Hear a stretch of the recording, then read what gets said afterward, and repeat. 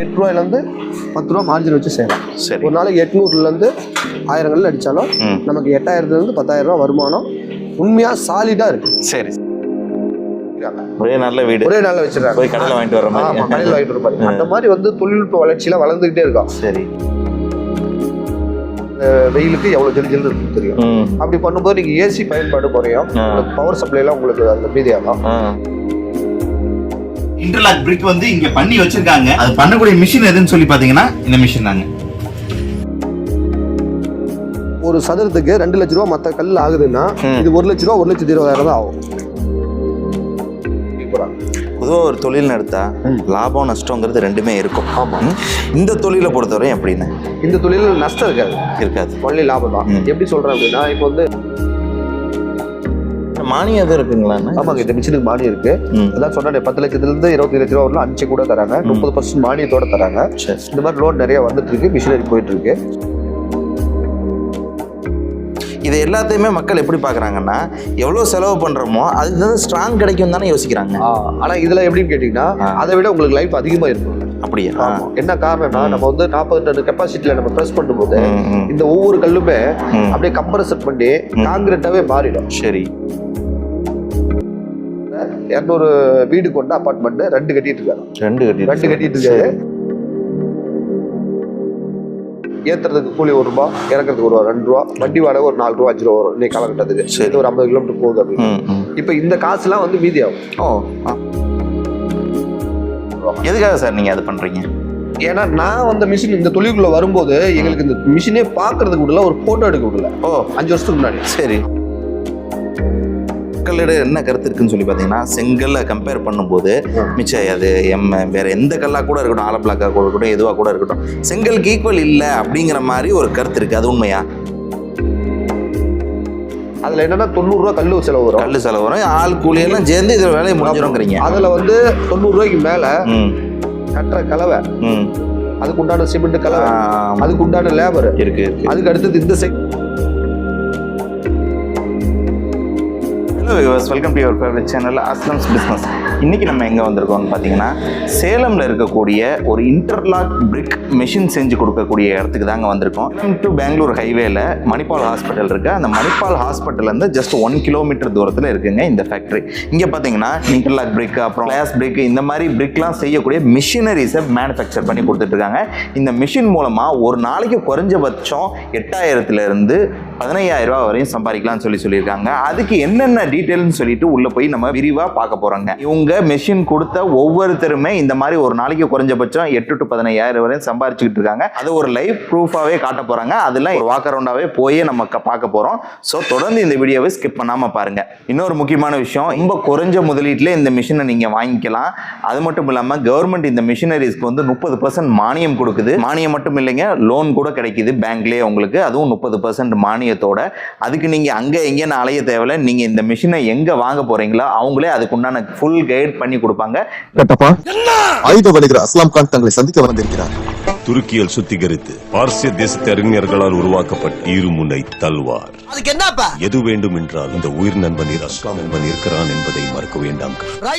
Sir, உங்களை பற்றியும் உங்களோட பிஸ்னஸ், அப்புறம் என்னென்ன மிஷினரிஸ் நீங்கள் மேனுஃபேக்சர் பண்ணிட்டு இருக்கீங்க, உங்களோட சப்ஸ்கிரைபருக்கு ஒரு சின்ன எக்ஸ்பிளைன் கொடுக்க முடியுமா? வணக்கம், என் பேர் வந்து பாலசுப்ரமணி. நம்மளோட கம்பெனியோட நேம் வந்து மணி இன்டர்லாக் இன்ஜினியரிங் ஒர்க்ஸு. இது எங்கே இருக்குது அப்படின்னா, நம்ம சேலத்தில் இருந்து ஓமலூர் போகிற மெயின் ரோட்டில் மணிப்பால் ஹாஸ்பிட்டல்னு ஒரு ஏரியா. ஆமாம், அந்த மணிப்பால் ஹாஸ்பிட்டல் இருந்து உள்ளார அவுட்டரில் 1 கிலோமீட்டர் நம்ம கம்பெனி இருக்குது. சரி, ஆல்மியா கம்பெனி போகிற வரைக்கும் 1 கிலோமீட்டர் இருக்குது. நமக்கு என்னென்ன பண்ணுறோம் அப்படின்னா, ஃப்ளையாஷ் மிஷின்.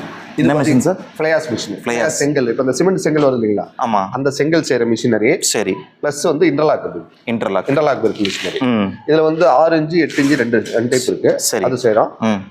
அதுக்கு உண்டான பான் மிக்சரு, பவர் பேங்கு, சரி, ஸ்க்ரூ கன்வரு, அந்த ஐட்டம் அசசரி எல்லாம் பண்ணுறோம். நம்ம என்ன பண்ணுறோம்னா, அவங்களுக்கு மிஷினை மட்டும் கொடுக்காம எப்படி செய்யணும் அப்படிங்கிறத 100% நம்ம அவங்களுக்கு சொல்லித்தரோம். ஃபாலோ பண்ணிட்டே இருப்பீங்க. எங்களுக்கு என்னன்னா, அவங்க கேட்கறதெல்லாம் நாங்கள் வந்து அவங்களுக்கு சொல்லி அவங்கள ஃபாலோ பண்ணுவோம். ஏன்னா புதுசாக ஒரு தொழிலுக்குள்ள வராங்கன்னா அவங்களுக்கு எதுவுமே தெரியாதான் வருவாங்க. எதுக்காக சார் நீங்கள் அது பண்ணுறீங்க? ஏன்னா நான் வந்து மிஷின் இந்த தொழிலுக்குள்ள வரும்போது எங்களுக்கு இந்த மிஷினே பார்க்கறதுக்கு விடல, ஒரு போட்டோ எடுக்க விடல. 5 வருஷத்துக்கு முன்னாடி. சரி, இன்ஜினியரை வச்சு நாங்கள் வர வச்சு இங்கே வந்து நாங்கள் கிட்டத்தட்ட ஒரு 20 லட்ச ரூபாய்க்கு மேலே நாங்கள் இன்வெஸ்ட்மெண்ட் பண்ணி இந்த தொழிலை நாங்கள் கற்றுக்கிட்டு நாங்கள் பண்ணிட்டு இருக்கோம். மிஷின் எடுத்து போறீங்கன்னு வச்சுக்கோங்க. இப்போ நீங்கள் அங்கே கல் அடிச்சிட்டு இருக்கீங்க, நம்ம வீடியோ பார்த்துட்டு நம்ம கஸ்டமர் ஃபோன் பண்ணுவாங்க. ஃபோன் பண்ணும்போது என்ன பண்ணுவோம், இந்த மாதிரி நான் திருச்சியில் இருக்கேன், எனக்கு கல் மட்டும் வேணும் அப்படின்னு கேட்டாங்கன்னா நான் உடனே நீங்கள் அங்கே எனக்கு மிஷின் எடுத்து தருவீங்க இல்லையா, அவங்களுடைய ஃபோன் நம்பர் அட்ரஸ் நான் கொடுத்துருவேன். அவங்களுக்கு வியாபாரம் ஆகிடும். வியாபாரத்துக்கு ஒரு பெருசா இல்லைனாலும் அந்த ஏரியாவில இருந்து கூப்பிடும் போது அவங்களுக்கு நம்ம அந்த ஹெல்ப் பண்ணிடுவோம். கண்டிப்பாக கஸ்டமருக்கும் ஒரு பிரயோஜனம், நம்ம கஸ்டமருக்கு வாங்குறதுக்காக ஃபோன் பண்றவங்களுக்கும் அவங்களுக்கு ஒரு ஜாயின் பண்ணிடுவோம். சப்போஸ் உங்களுக்கே அங்கே கல் தேவைப்பட்டால் நீங்க அவங்கள்ட்ட போய் எடுத்துக்கலாம். காரணம் என்னன்னா டிரான்ஸ்போர்ட்டேஷன் மிச்சமாகும். ஆமா, இது வந்து பாத்தீங்கன்னா அதிகபட்சமா 50 கிலோமீட்டருக்குள்ள தான் இந்த பிசினஸே நடக்கும். சரி, அது தாண்டி போச்சுன்னா வந்து அவங்களுக்கு வாடகை. இதுல என்ன சார் மேனுஃபேக்சர் பண்ணலாம்? இது வந்து பாத்தீங்கன்னா சிமெண்ட் செங்கல்னு சொல்றோம் இல்லைங்களா, சிமெண்ட் செங்கல். சிமெண்ட் செங்கல் ஆலோ பிளாக் மாதிரியா? இல்ல செங்கல், பிளேயர் செங்கல். சரி சிமெண்ட் செங்கல். அதுதான் இது. இது வந்து பாத்தீங்கன்னா ஒரு நிமிஷத்துக்கு வந்து 20 கல் ப்ரொடக்ஷன் பண்ணும். இந்த ரேட் கம்மியா கொடுக்குறோம், ஆனா வந்து அதிகமான ரேட் உள்ள மிஷினோட ப்ரொடக்ஷனே இதை நம்ம எடுக்கிறோம். ஒரு நாளைக்கு 10,000 கல்லுக்குள்ள செக் பண்றதுக்கு சொல்றீங்க இல்லையா, இதுக்கு எவ்வளவு சார் கரண்ட் பில் ஆகும்? இது வந்து 3 phase கரண்ட் வாங்கிக்கணும். செட்டு பாத்தீங்கன்னா தனியா தான் போட்டாகணும். அது வந்து ஒரு 30க்கு 60, 75க்கு 50 அவங்க வசதிக்கு தகுந்த மாதிரி செட்டு போட்டுக்கணும். உங்களுக்கு வந்து ஆள் கூலி, மெட்டீரியலு, செட்டு, கரண்ட் பில், தண்ணி செலவு எல்லாம் போக குறைஞ்சபட்சம் 75 பைசாவிலேருந்து ₹1 மார்ஜின் கன்ஃபார்மாக நிற்கும். எவ்வளோ சார் சம்பாதிக்க முடியும் இந்த மிஷினை வச்சு? இந்த மிஷினை வச்சு ஒரு நாளைக்கு 8,000 to 10,000 சம்பாதிக்கும். 8,000 to 10,000 சம்பாதிக்கும். சரி சார், இதெல்லாம் வந்து இந்த கூலி, ஆட்கள் கூலி எல்லாம் போகவா? இல்லை எல்லாம் போக. இதுக்கு இந்த மிஷினுக்கு எத்தனை பேர் சார் ஒர்க் பண்ணுறதுக்கு தேவைப்படும்? இந்த மிஷினுக்கு பார்த்தீங்கன்னா 8 பேர் ஒர்க் பண்ணுற மாதிரி இருக்கும். 8 பேர் இந்த ஒரு மிஷினுக்கே ஒர்க் பண்ணணும். சரி, ஏன்னா செங்கல்ங்கிறதுனால வந்து இந்த கல் அடிக்கிறதுக்கு ஒரு 6 பேர், அதை எடுத்துட்டு போய் மறுநாள் எடுத்துட்டு போய் வைக்கிறாங்க இல்லையா, கல் அடிக்கிறாங்களா, அதுக்கு ஒரு 2 பேர், 8 பேர் வேணும். சரி, இதுவே வந்து பார்த்தீங்கன்னா மற்ற மிஷினில் வந்து 10 பேர், 12 பேர், 5 பேர் வேலை செய்வாங்க. இது வந்து கம்மியான ஆட்கள், கம்மியான இது இருந்தா போதும். அந்த மாதிரி தான் பண்ணுறது. நீங்க ஒரு நாளைக்கு 8 to 10,000 சம்பாதிக்கலாம்னு சொன்னீங்கல்ல, இந்த மிஷின் வாங்கிட்டோம். இந்த மிஷின் வைக்கிறதுக்கு நமக்கு இடம் எவ்வளவு தேவைப்படும்? இடம் வந்து ஒரு 5,000 ஸ்கொயர் ஃபீட்டுக்கு கம்மி இல்லாம இருக்கணும். 5,000 ஸ்கொயர் ஃபீட் குறைஞ்சபட்சம் அது இருந்தா இந்த மிஷின் வாங்கி வைக்கலாம். இது வந்து பிளேயர்ஸ் மிஷின், நல்லா மிஷின் இருக்கு, அதை காட்ட. சரி, இது வந்து 8 இன்ச் டை. சரிண்ணா. இது வந்து 6 இன்ச் டை. இது 8, 6னா என்ன கணக்குன்னா 8 இன்ச் அகலம், 5 இன்ச் உயரம், 12 இன்ச் நீளம். இது வந்து அந்த கல்லோட சைஸ், அந்த டை. இது வந்து பாத்தீங்கன்னா 6 இன்ச் அகலம், 5 இன்ச் உயரம், 12 இன்ச் நீளம், இப்படி வரும் அந்த கை. சரி, இது வந்து டபுள் சைடு மோல்டு அப்படிப்பாங்க. இது வந்து உள்ள வந்து ஃபர்ஸ்ட் தேயும், அதுக்கு அடுத்தது 4 பக்கமும் பெரட்டி போட்டுக்கலாம். உள்ள இப்படி இந்த பக்கம் தேயும் 12, உள் பக்கம் 12 இன்ச் தேயும். அதுக்கு அடுத்து அப்படியே தலைகள் தான் போடுவாங்க. அப்புறம் இது வந்து இந்த பக்கம் திருப்பி போடும்போது இந்த பக்கம் இருக்கும் தேஞ்சிடும். அதுக்கு அடுத்து இதை தூக்கி அந்தாண்டியும் அதை தூக்கி இந்தாண்டியும் போட்டு சரி 4 பக்கமும் யூஸ் பண்ணுவாங்க. இது வந்து ஒரு டை வந்து 1 லட்சம் கல்லு கேரண்டி நம்ம கொடுக்குறது. இது வந்து 1 லட்சத்துலேருந்து 1.5 லட்சம் கல்லு வரும். இது வந்து 8, இது 6, 9 இன்ச்சுன்னு ஒன்று இருக்கு. அது வந்து 9 இன்ச் ஆகலாம், 6 இன்ச் உயரம், 12 இன்ச் நீளம், அந்த டை இருக்கு. அது வந்து ஒரு 10 கஸ்டமர்ல ஒருத்தர் 2 பேர் தான் அது வாங்குவாங்க. சரி, அது ரேரா இல்லை. இதுதான் வந்து ரெகுலர் சைஸ். இதுதான். இது வந்து பான்பிச்சரு. இது வந்து பாத்தீங்கன்னா கலவை கலக்கிற மிஷின். இது வந்து 600 kg கெப்பாசிட்டி. சரிங்க. இதுலயே வந்து 400 kg இருக்குது. நீங்க எடுக்கிறதுக்கு தகுந்த மாதிரி நம்ம வந்து மேனுஃபேக்சர் பண்ணி கொடுப்பீங்க. ஆமா, பண்ணி தருவோம். இப்ப நீங்க இவ்வளோ மிஷினரிஸ் வச்சிருக்கீங்க இல்லையா, இப்ப 400, 600 சொல்றீங்க. இது நீங்க சொல்லாத அளவுல ஒருத்தவங்க ஆர்டர் கொடுத்தாங்கன்னா கஸ்டமைசேஷன் பண்ணி கொடுப்போம். பண்ணி தருவோம். பவர் பேங்க் இருக்கு, காட்டுறேன், அது மாதிரி இருக்கணும். சரிண்ணே.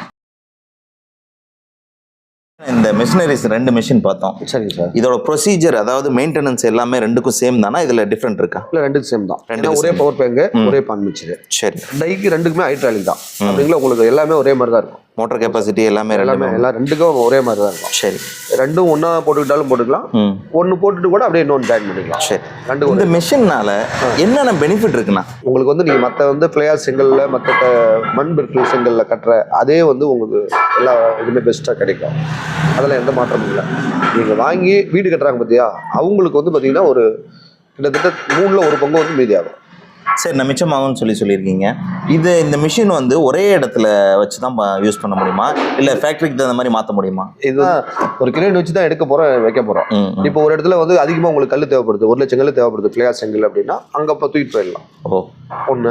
அதே மாதிரி இன்டர்லாக் பிரிக் மிஷினும் நீங்கள் எடுத்துகிட்டு போய் ஒரு பில்டிங் கட்டுறீங்க, உங்களுக்கு 20,000 கல் தேவைப்படுது, 30,000 கல் தேவைப்படுது, ஒரு காம்பவுண்ட் வால் செய்கிறாங்க, 50,000 கல் தேவைப்படுதுன்னா நீங்கள் இங்கேருந்து கொண்டு போய் அங்கே வச்சு அங்கே 3 phase கரண்ட் மட்டும் வசதி பண்ணிக்கிட்டீங்கன்னா நீங்கள் அங்கேயே அடித்து அங்கேயே நீங்கள் கட்டலாம். சரி, இதில் என்ன பெனிஃபிட் அப்படின்னா, இப்போ வந்து ஒரு கல் வந்து இப்போ ஏற்றுறதுக்கு கூலி ₹1, இறக்கிறதுக்கு ₹2, வண்டி வாடகை ஒரு ₹4, ₹5 வரும் இன்னைக்கு காலகட்டத்துக்கு. ஒரு 50 கிலோமீட்டர் போகுது அப்படின்னு.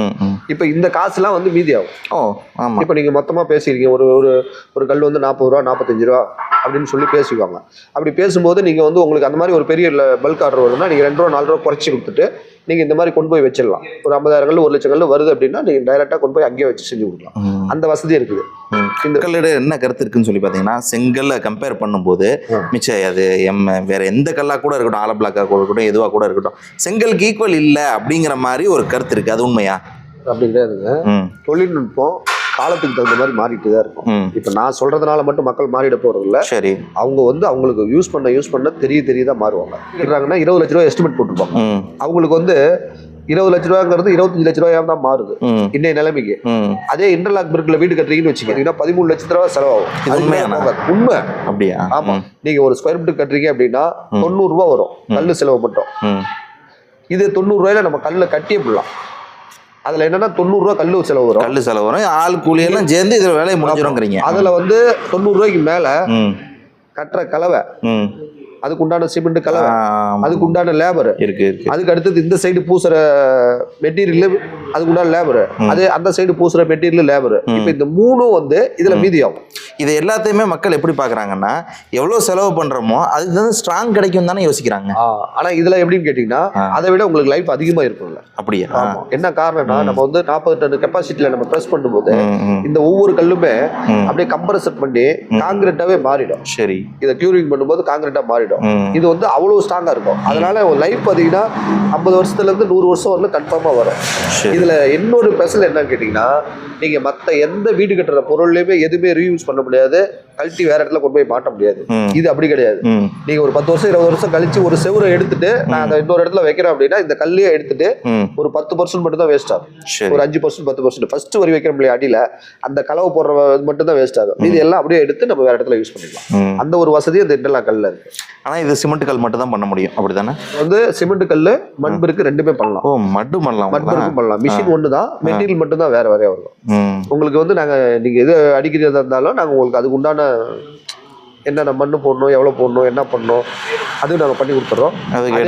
ஆமா, அதே பண்றோம். அதே மாதிரி வந்து நீங்க வந்து உங்களுக்கு இந்த தொழில முன் அனுபவம் இருக்கணும், அது எதுவுமே தேவையில்லை. உங்களுக்கு வந்து இந்த தொழில 100% நாங்க கைட் பண்றோம். சரி சரி. எப்படின்னு கேக்குறீங்கன்னா, இப்போ வந்து இந்த மிஷின் வாங்குறீங்க, இதுக்கு என்னென்ன போடணும்னு உங்களுக்கு தெரியாது.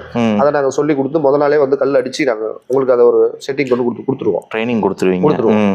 அது அடுத்தது அந்த கல்லை எப்படி கட்டணும்னு தெரியாதுல்ல உங்களுக்கு. கண்டிப்பா ஒரு ஆர்வத்துல தொழில் பண்றீங்க, பிசினஸ் போறீங்க.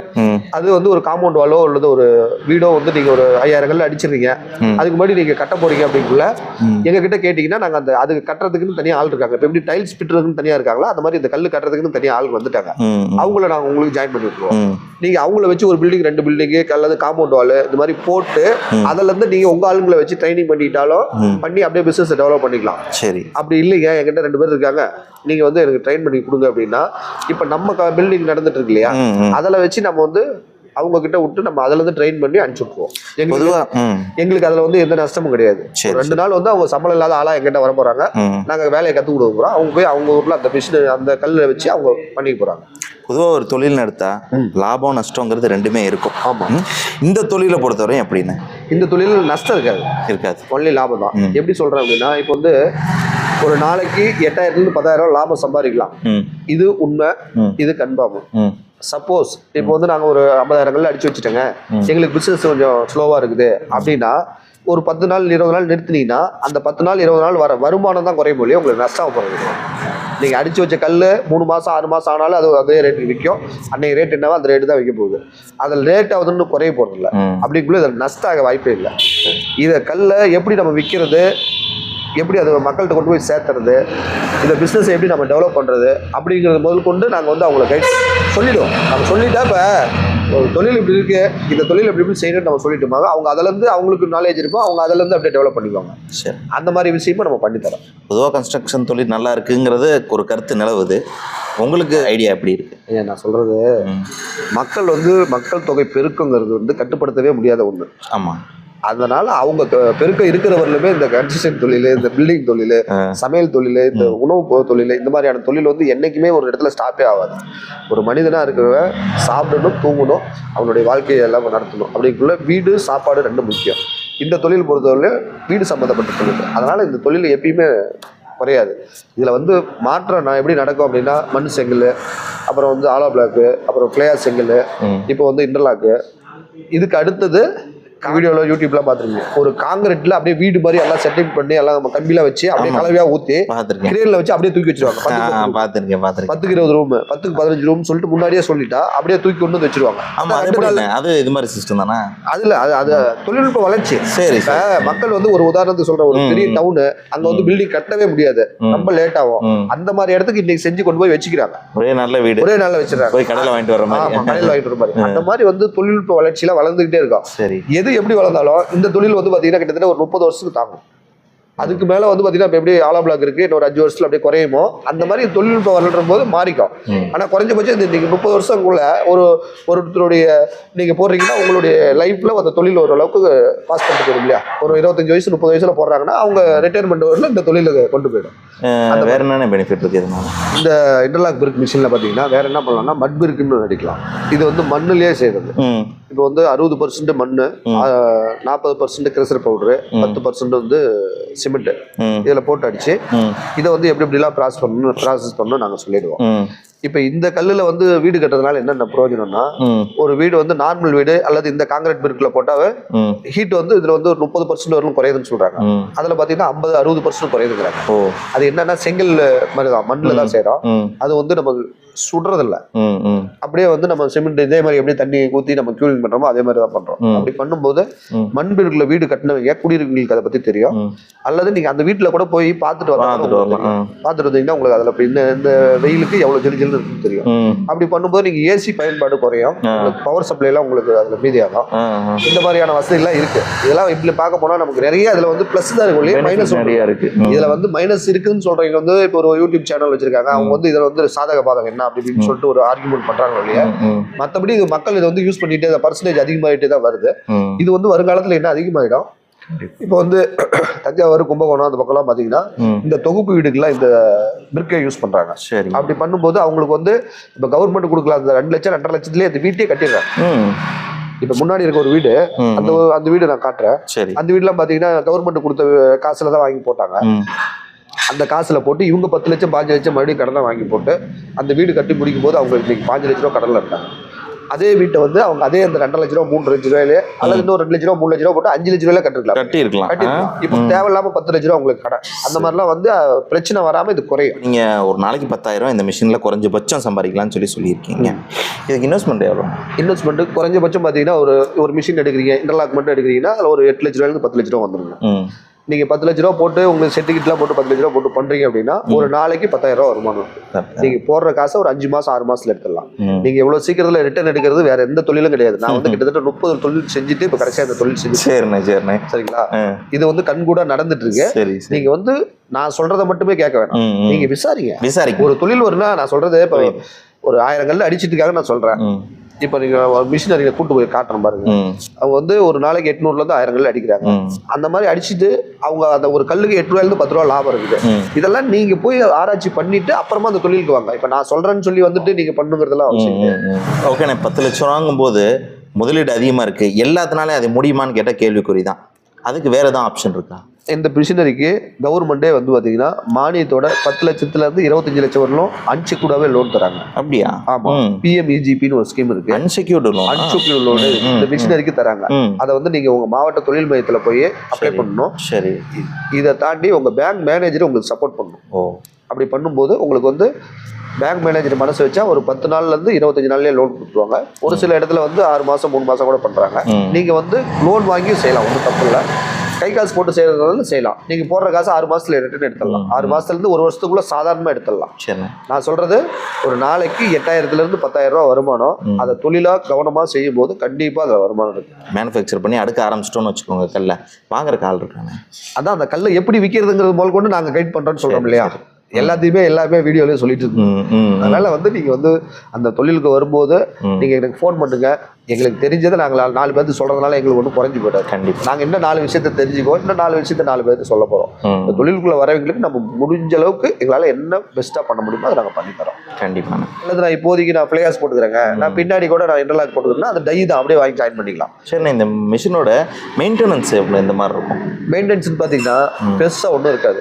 இதுல வந்து ஹைட்ராலிக்கு ஓரிங் மாத்துறது, இந்த மாதிரி விஷயம் தான் வந்து நீங்கள் வேறு இடத்துல எடுத்து மாத்திர மாதிரி இருக்கும். மற்றபடி டை அது இதெல்லாம் கொஞ்சம் ஓரளவுக்கு நீங்கள் பண்ணிக்கலாம். அப்புறம் வந்து ஃபஸ்ட்டு ஸ்டார்டிங்கில் ஒரு 3 மாதத்துக்கு நாங்கள் தான் உங்களை கைட் பண்ணோம். 3 மாதம் போய் நீங்கள் கொஞ்சம் அப்படியே நீங்களே கொஞ்சம் எல்லாம் பார்த்துக்கலாம்.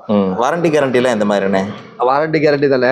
சரி வாங்க, நான் ஒரு மிஷின் ஒன்று போட்டிருக்கேன் பக்கத்தில் லோக்கலில் தான் ஒரு 20-30 கிலோமீட்டர் தான் இருக்கு. அந்த ஒரு கூட்டு போகிறேன், நீ காட்டுறேன். மிஷினை மட்டும் வித்துட்டு நாங்கள் பாட்டு வேலையை பார்க்கறது இல்லை. அது மாதிரி நீங்கள் வந்துருக்கீங்க, அப்போ நீங்கள் கேள்வி கேட்டதுனால நான் நீங்கள் கூட்டிகிட்டே போய் உங்களுக்கு காட்டுறேன். சரி, அங்கே சொல்லியிருந்தேன் இல்லையா? ஆமாங்கண்ணா. நம்ம கொங்கனாவரத்தில் கூட்டு போய் காட்டுறேன். இப்போ மிஷின் கொடுத்து இப்போ 1 மாதத்துக்கு மேலே அந்த இடம் தான் இது. அந்த இடம் தான். எப்படி இன்னைக்கு வந்து லீவ் அவங்க வேலை செய்யல. சரி, இவங்க 2 பேர் மட்டும் இங்கே கம்பெனியை பார்த்துக்கிறாங்க. அவங்க மட்டும் இப்போ கல் அடிச்சிருக்காங்க, ஒரு 20-30 கல் காலையில் அடிச்சிருக்காங்க. சரிங்கண்ணா. 2 பேர் கூட செய்யலாங்கிறதுக்காக அடிச்சிட்டு இருக்காங்க. அதை நம்ம காட்டுறோம். இது வந்து ஒரு 5 பேர் இருந்தா ஒரு நாளைக்கு ஒரு 800 இருந்து 1000 கல் அடிக்கலாம். நம்ம கொடுத்த மிஷின் தான் இது. சரிங்க. ஆகுது இப்போ. சரிங்க.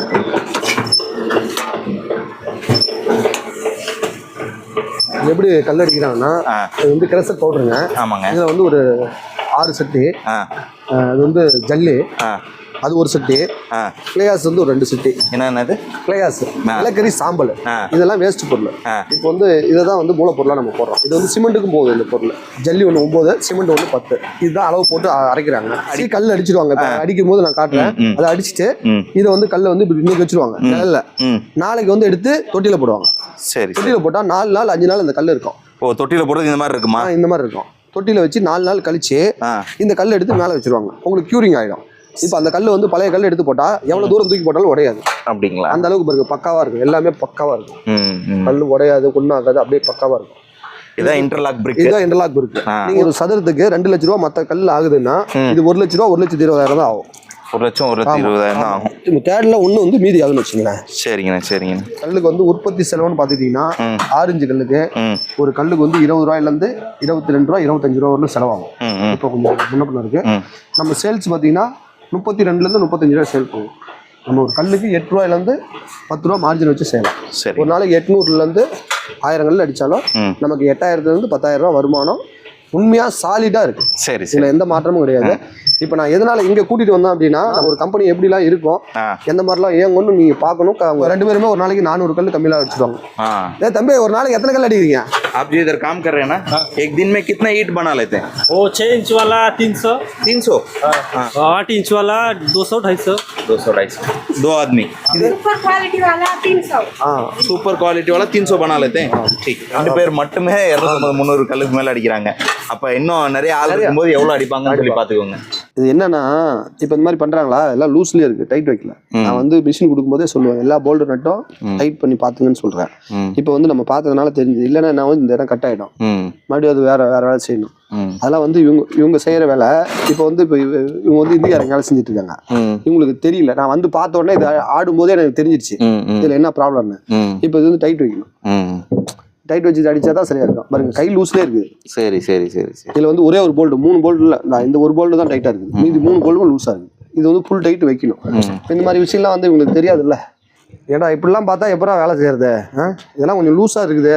அடிச்சா பிச்சுட்டு வந்துட்டா, புடிட்டு வந்துடும். அப்புறமா மிஷின் உடஞ்சி போய்ட்டு மறுபடியும் 4 நாள் 2 நாள் நிற்கிற மாதிரி இருக்கும். கொஞ்சம் கவனமாக வேலை செய்யுங்க, சரியா? கரெக்டாக டைட்டில் இருக்கணும் எல்லா போல்ட்டும். அது நான் ஓனர்கிட்ட பேசுறேன். இப்போ நம்ம ஒரு 40 மிஷின் கொடுத்துருந்தா 40 பேர் நமக்கு வந்து வாரத்தில் 1 நாள் 2 நாள் ஆச்சு யாராவது ஒருத்தர் பேசிட்டே இருப்பாங்க. பிரச்சனை இல்லாமல் ஓடிட்டு இருக்கு. நம்ம வந்து இங்கே மட்டும் மிஷின் கொடுக்கல, ஸ்ரீலங்காவில் மிஷின் கொடுக்குறோம். ஸ்ரீலங்காவில் மிஷின் கொடுத்துருக்கோம். இப்போ வந்து போயிட வேண்டியது, ஸ்ரீலங்கா போயிடலாம். ஸ்ரீலங்காவில் வந்து கொடுத்துருக்கோம். இப்போ வந்து எடுத்து போய் 1 வருஷம் ஆகுது. அவர் வந்து சாதாரணமாக நான் ஒரு அப்பார்ட்மெண்ட் கட்டுங்கன்னு சொல்லி தான் கேட்டார். 2 அப்பார்ட்மெண்ட் கட்டுங்க, எனக்கு மிஷின் கொடுங்க, நான் அங்கேயே வச்சு பண்ணுறது தான் கேட்டார். அவர் இலங்கை தமிழர். ஃபோன் பண்ணார். நான் பேசிட்டு சரி பிஸ்னஸ் ஆகும்போது அங்கேருந்து எப்போ மிஷின்லாம் எடுக்க போகிறாங்க நான் அசல்ட்டாக விட்டுட்டேன். அப்போ நான் யதார்த்தமாக ஒரு நாள் வந்து சென்னை ஒரு வேலையாக போயிருந்தேன். அப்புறம் இந்த மாதிரி ஃபோன் பண்ணார். அன்றைக்கி அவர் ஃபோன் பண்ணார், எங்கே இருக்குது, என்ன பண்ணுறீங்கன்னாரு. நான் சென்னை வந்திருக்கேன்னா அப்படின்னு சொன்னேன். சரி, என் நண்பர் வந்து சென்னையில் தான் இருக்காரு, அவர்கிட்ட நீங்கள் வேணால் பேசுங்கன்னு சொல்லிட்டு அப்புறம் அங்கேருந்து கோயம்பேடுகிட்ட அங்கே கூப்பிட்டு போனோம். அங்கே வர சொன்னார். அங்கே ஒரு ஹோட்டல் ஓனர் தான் அவர். அங்கே போயிட்டு அவர்கிட்ட பேசணும். பேசிட்டு ஒரு வாரத்தில் அட்வான்ஸ் போடுறப்பா அப்படின்னாரு. அப்புறம் எல்லாம் கொட்டேஷன்லாம் எழுதி கொடுத்து வந்தேன். அப்புறம் அதே மாதிரி ஒரு வாரத்தில் வந்து கன்ஃபார்ம் பண்ணிட்டு அமௌண்ட் போட்டு விட்டாங்க. போட்டு விட்டு 1 மாதத்தில் நான் மிஷின் ரெடி பண்ணிட்டேன். 20 நாளில் ரெடி பண்ணிட்டு அவர் சொல்லிட்டு நான் எக்ஸ்போர்ட் பண்ணுற அளவுக்கு நான் இல்லைங்க, நான் மிஷின் ரெடி பண்ணிடுறேன், நீங்கள் வந்து கொண்டு வந்து நீங்கள் எக்ஸ்போர்ட் பண்ணிங்க அப்படின்ட்டு. அப்புறம் சரிட்டு அவர் அதுக்கு தகுந்த மாதிரி ஆளுங்களாம் வச்சுருக்காங்க. அவங்க வந்து எக்ஸ்போர்ட் பண்ணி கொண்டு போயிட்டாங்க. போயிட்டு கல் அடித்து வீட்டுக்கு கட்டிகிட்டு இருந்தாங்க. நான் ஒரு 2 மாதம் 3 மாதம் கழிச்சுட்டு என்ன நடக்குது என்னன்ட்டு அப்போ தான் ஃபோன் பண்ணிக்கிட்டே இருக்குல்ல. கேட்கும்போது தான் சொன்னார், 200 வீடு கொண்ட அப்பார்ட்மெண்ட் 2 கட்டிட்டு இருக்காரு. 2 கட்டிட்டு இருக்காரு. அவர் அப்படியே அங்கே வந்து கொண்டு போய் அவர் பில்டிங் கீழே வச்சுட்டாரு.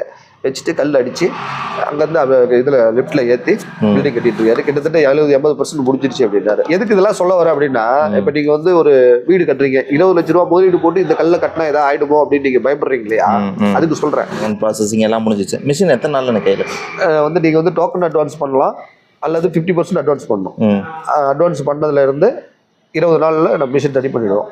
உங்களுக்கு அந்த 20 நாள் வரலாம் அங்கே வேலை இருக்கும். 20 நாள் 1 மாதம் வரலாம் உங்களுக்கு வேலை இருக்கும். நீங்கள் மிஷின் போட்டோம்னா செட்டு போடணும், 3 phase கரண்ட் வாங்கணும். இது ரெண்டும் வாங்குறதுக்கு கிட்டத்தட்ட 20 மாதம் ஆகிடும். 10-20 நாள் முன்ன பண்ண கூட ஆகிடும். உங்களுக்கு மிஷினு வைக்கிறதுக்கு இடமும் கரண்ட்டும் ரெடினா நாங்கள் உடனே ரெடி பண்ணி கொடுத்துருவோம். சரி. இப்போ இந்த மிஷின் பார்த்தீங்கன்னா திங்கக்கிழமை போகுது. இந்த மிஷின் ரெடி ஆகிடுச்சு, அவங்களுக்கு எல்லா செட்டப்பும் இருக்குது, ரெடி ஆகிடுச்சு. திங்கக்கிழமை போயிட்டு நாங்கள் செட் பண்ணி கொடுக்கணும். இதுக்கு எல்லா வேலையும் முடிஞ்சிடுச்சு, ஃபைனல் ஒர்க் தான் நடந்துட்டு இருக்கு. சரிங்க. இதுக்கு முன் அனுபவமோ எதுவுமே தேவையில்ல. இந்த கல் அடிக்கிறது எப்படின்னு நம்ம சொல்லி கொடுத்துறோம், இந்த கல்லை எப்படி கட்டுறதுன்னு சொல்லிடுறோம், இந்த கல்லை எப்படி விற்கிறதுங்கிறது முதல்ல நம்ம சொல்லிடுறோம். அவங்க தொழில் செய்கிறதுக்கு உண்டான ஆர்வமும் முதலீடும் இருந்தால் போதும். மற்றபடி எல்லாம் ஒரு 90% நம்ம வந்து அவங்களை கைட் பண்ணுறோம். அவங்க வந்து எக்ஸ்ட்ரா எஃபர்ட் போகிறது ஒரு 10% தான். அதுக்கு மேலே அவங்க வந்து உழைப்பு இருக்கணும், திறமை இருக்கணும். கண்டிப்பாக யார் வேணாலும் செய்யலாம். ரொம்ப அருமையாக எக்ஸ்பிளைன் பண்ணீங்கண்ணே, ரொம்ப நன்றி.